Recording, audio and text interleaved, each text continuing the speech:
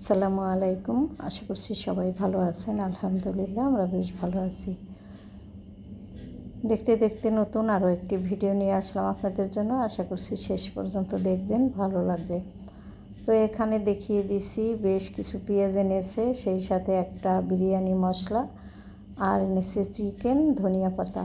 তবে ধনিয়া পাতাগুলো আমি আনতে বলেছিলাম, কারণ এই বছর অত ওই রকমভাবে ধনিয়া পাতার ভর্তা খাওয়াই হলো না। ভাবছি ধনিয়া পাতাগুলো দিয়ে ভর্তা করে খাবো। যাই হোক, এখানে বাজার সদাই টুকটাক যাই কিছু এনেছে গুছিয়ে নিলাম। তারপরে আমি কি কি কাজকর্ম করি আপনাদের সাথে একটু শেয়ারও করব। তো এমন একটা পরিস্থিতি যে সারাদিন কোনো কাজই করতে পারলাম না, কিন্তু রান্নাবান্না তো করতেই হবে। তো চিকেন কেটে টুকটাক করে নিয়েছি, এখন হলো রান্নাটাই করতে চলে আসলাম। এদিক থেকে গ্যাসের খুব বেহাল অবস্থা, সে কারণে আমরা কিন্তু একেবারেই রান্নাবান্না করে খেতে পারছি না। শুধুমাত্র জীবনযাপনের জন্য যতটুকু রান্নাবান্না করা দরকার ঠিক ততটুকুই রান্নাবান্না করে নিচ্ছি। সেই হিসাবে বিভিন্ন রকমের রান্নাবান্না করতে গেলে কিন্তু অনেকটা সময় চলে যাবে, খাওয়া দাওয়াই হবে না। তাই ভাবলাম একেবারে সিম্পলের মধ্যে একটা জিনিসই রান্না করে নিই। তো একটু চিকেন বিরিয়ানি রান্না করে ফেললাম, তাও একেবারে 3টার পরে। যেহেতু গ্যাস ছিল না সারাদিন, 3টার পরে একটু গ্যাস এসেছে, সেই হিসাবে একটা রান্নাই করলাম। আর আপনারা সবাই জানেন চিকেন বিরিয়ানি রান্না করতে একেবারেই কম সময় লাগে। এই যে দেখতেই পাচ্ছেন একটা পাতিল, হয়তো আমার ভিডিওতে সব সময় আপনারা দেখেন একদম কালো কড়াই বা পুরানা কড়াই। এই ধরনের কড়াই আমার আসলে বেশ কয়েকটা আছে, কিন্তু এই সসপ্যানগুলা বা কড়াই অনেক বড়। তো এই বড় হাঁড়ি পাতিল এখন আমার আসলে ওইভাবে লাগে না। সে কারণে আমি কিন্তু আসলে সব কিছু একটু তুলেই রেখে দিয়েছি, মানে উঠিয়ে রেখেছি। কেননা শুধু শুধু নষ্ট করার কোনো প্রয়োজনই হয় না। আর যদি প্রয়োজন হয় তখন আমি আসলে নামিয়ে নিতে পারি।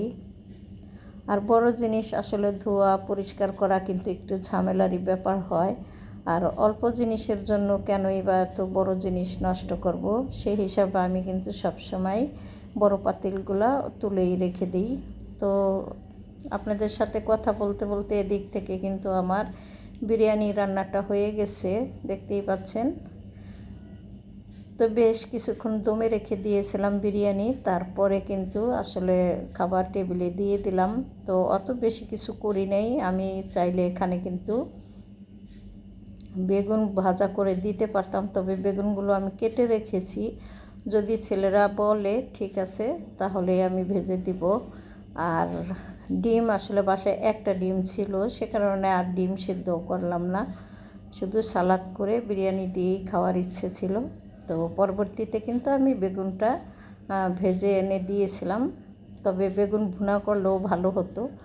তো সেই সুযোগটা আর ছিল না। খাওয়ার সময় অলরেডি এমনিতেই কিন্তু অনেক বেশি হয়ে গেছে। তো খাবার আসলে টেবিলে দিয়ে ছেলেরা খাচ্ছিল, আর আমি হলো এদিক থেকে বেগুনটা ভাজি করে এনে দিলাম। আর দেখতেই পাচ্ছেন বেগুন ভাজা দিয়ে বাসায় তেমন কেউ ছিল না, বাসায় শুধু বড় ছেলে আর আমি ছিলাম। সেই দুইজনে একসাথে বসে খাওয়াটা শেষ করে নিয়েছি। তারপরে অনেকক্ষণ রেস্ট নিয়েছি, এটা ছিল মাগরিবের পরে। তো এই খাওয়া দাওয়া করেছি যে প্লেট বাটিগুলো আমি কিন্তু খাওয়ার পর পরে ধুয়ে নিতে পারতাম, কিন্তু আমার একেবারেই আসলে মানে অস্থির, কেমন কথায় আছে না, অস্থিরতাটা কেমন জানি বেড়ে গেল, এইরকম অবস্থা।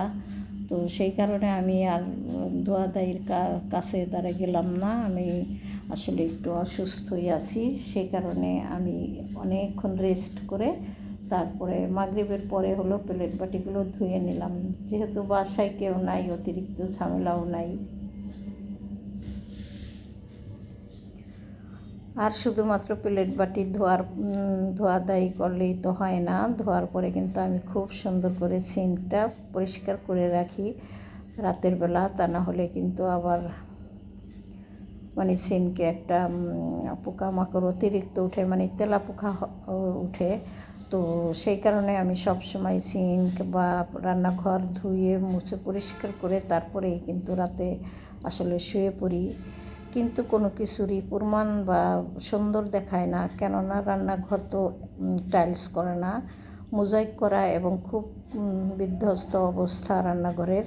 তো কি আর করার, এত ভাড়া বাসা, এত টাকা ভাড়া, কিন্তু বাসার যে হাল অবস্থা আমি আসলে খেয়ালই করিনি। তো দুঃখের বিষয় যে একটা বাসায় ওঠার সাথে সাথেও কিন্তু বাসা চেঞ্জ করা যায় না। বাসা চেঞ্জ করাও কিন্তু একটা খুবই ঝামেলার ব্যাপার। তো কিছুদিন একটু রেস্ট করব বা কিছুদিন থাকবো, তারপরেই কিন্তু বাসাটা চেঞ্জ করব। কেননা বাসা চেঞ্জ করতে গেলেও কিন্তু অনেক টাকার প্রয়োজন হয়। তো যাই হোক, নির্বাচনের